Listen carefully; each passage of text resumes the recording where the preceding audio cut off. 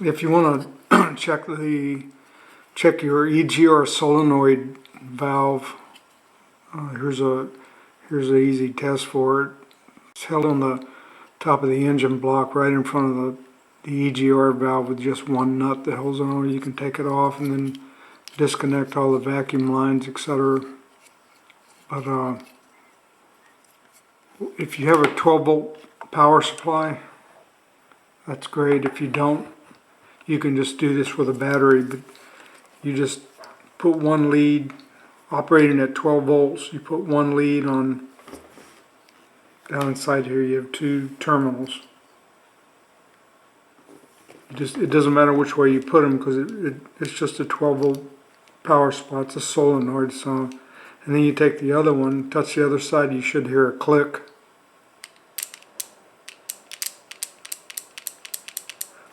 That's a pretty good indication that it's working in working order. And then you can take a piece of just vacuum tube, put it on the solenoid valve here like this, and you can blow. This is according to the factory service manual, this is a normally open. The EGR valve is controlled by a normally open solenoid. It allows vacuum to pass through when it's de-energized. So you should be able to blow on this and hear air coming out of this tube over here that goes to the back of the throttle body right here. But anyway, I'll give it a try. So if you energize this solenoid again and try to blow through it after it's energized, you should not be able to blow any air. Wow, it's hard to do this.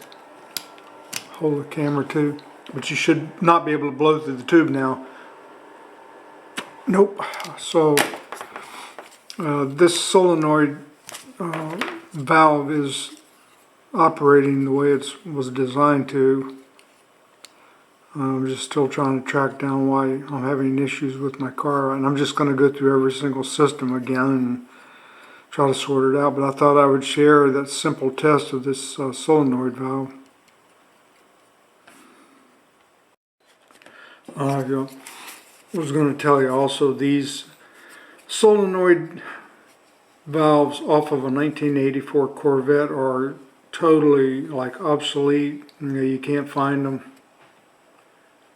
I don't know, the best thing I've seen on some of the forums where people use different models and alter the vacuum lines and alter the connector, and they still work. I think the most important thing would be that it was a normally open solenoid.